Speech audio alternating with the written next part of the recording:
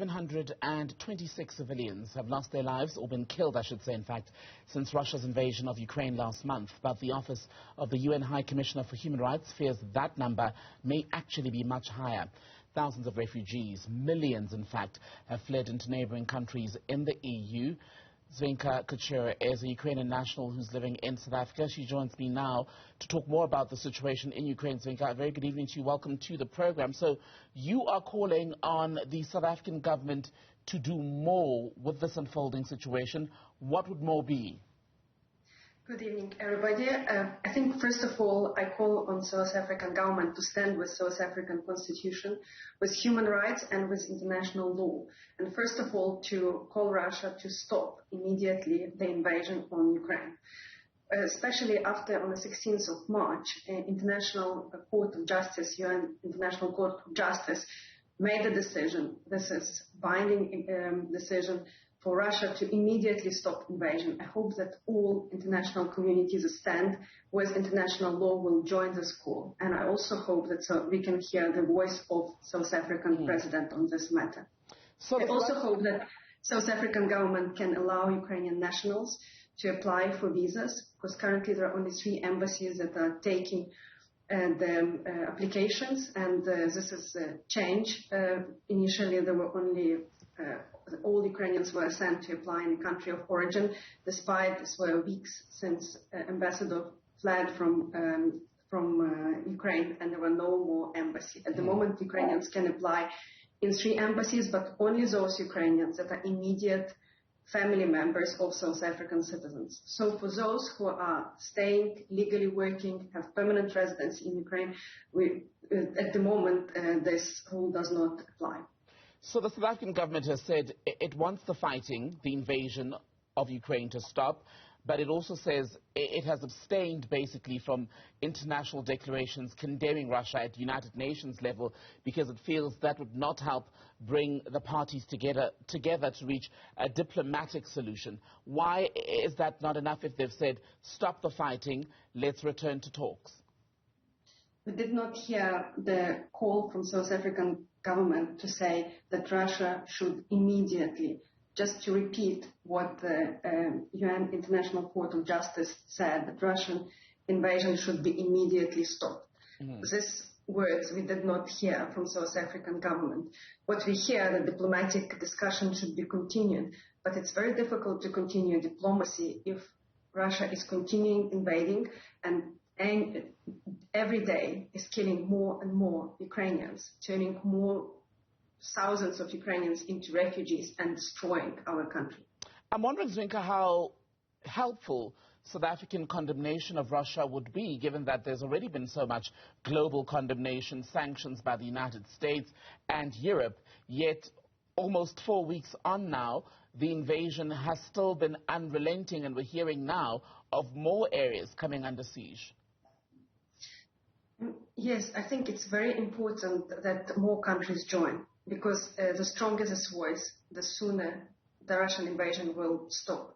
But it's even more important for South African society to know that their government is standing with the human rights, standing with the democratical principles of this constitution that South Africa is so proud of.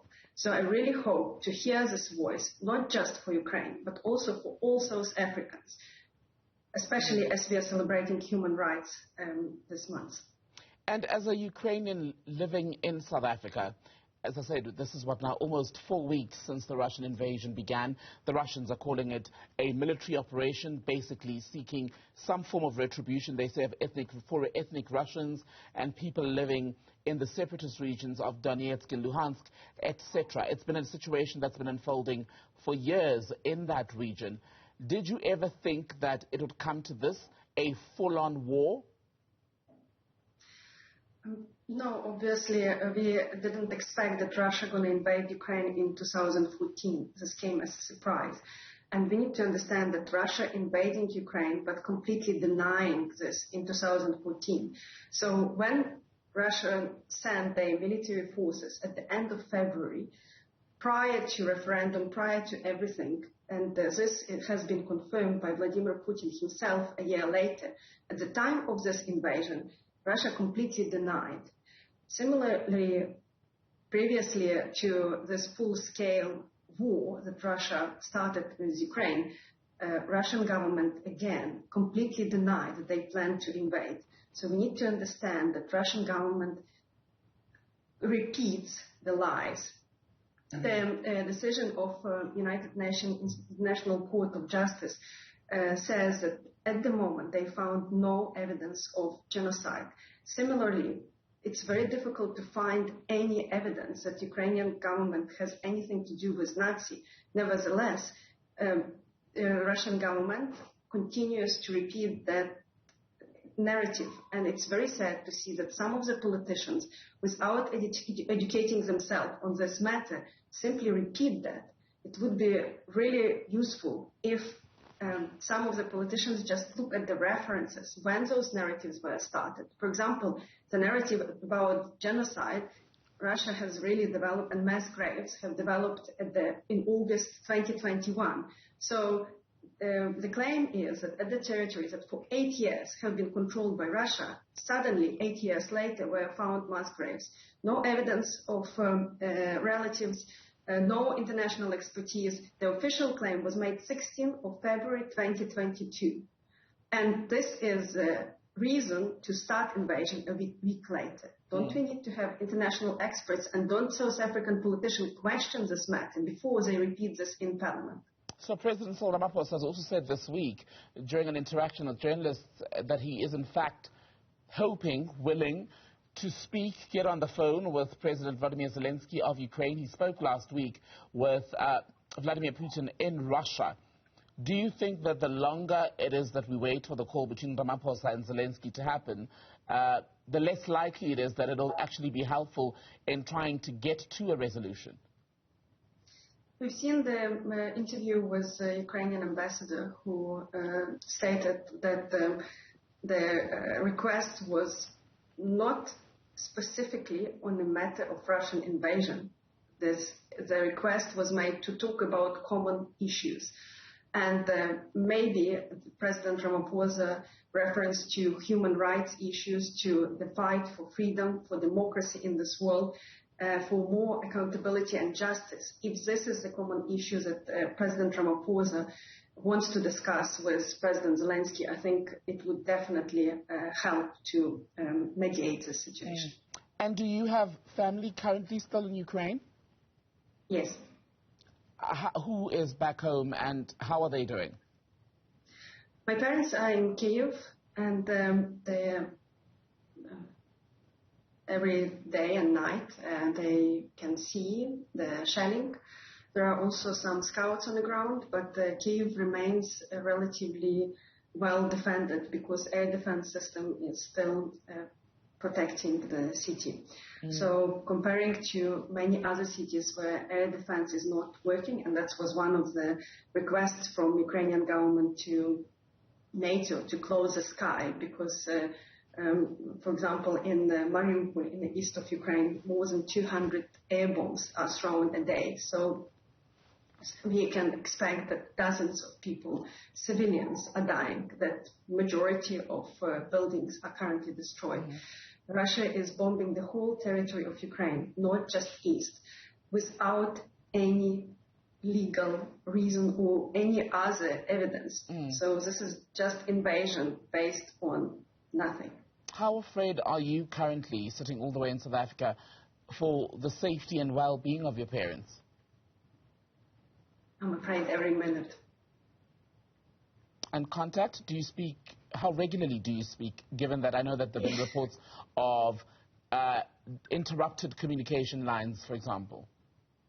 Yes, so in one day, the TV station in the city of Kyiv was exploded by scouts who managed to get, Russian scouts who managed to get onto the territory of Ukraine.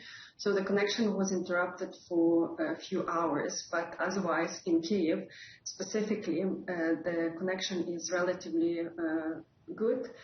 Obviously, every day, one of the, or two or three of the buildings in Kyiv are destroyed by the remainings of the bomb. Because even if the air defense system catches the bomb, the parts of that bomb that falling on the top of the building can destroy the whole building, causing deaths and casualties. Your parents, I would assume, are now in their later years of life. They are still in Kyiv, the capital. We're told, at least by some of the reporting, that Russian forces are edging ever closer to the capital. They had been stuck some distance away, that massive convoy coming into the city. Some say it's broken up, perhaps with the intention of encircling Kyiv. Are they willing to stay there throughout this ordeal, or are they also, like millions of other Ukrainians, considering fleeing? I think everybody has their own agency. My parents decided this is their country, and similar to many of those who are staying, majority of people that are leaving, they're people with children who are trying to protect their children. So women and children are fleeing from Ukraine, and we are 43 million of people. So you can imagine there's millions of people, just children and mothers, that would be running away. Or there are so many people who are staying and doing everything possible to defend our country. I think this is the reason why Russia has not been successful. Even those cities that are completely surrounded for almost 2 weeks continue to march almost daily with Ukrainian flags. And Russia failed to establish a single local administration in the occupied territories. So we need to understand that people are resisting. Ukrainians are resisting, and my parents are also resisting to this violation of all human rights. They are standing there for freedom. And the will of the people has been given much of the credit for Ukraine's ability to hold off most of the Russian advance for over 3 weeks now. But there is also the question that's been raised by some security experts about how much longer the will of the people, that strength, that resilience, will be able to hold as more tanks roll into different cities now. Look, what we can do, we can pray and we can call on the international community to join and stand with us, stand for moral basis, stand for democracy, stand for rule of law. And the sooner every single citizen of this planet will join, the faster this war will end. Dzvinka Kachur, a Ukrainian living in South Africa. Thank you for your time, ma'am. Thank you.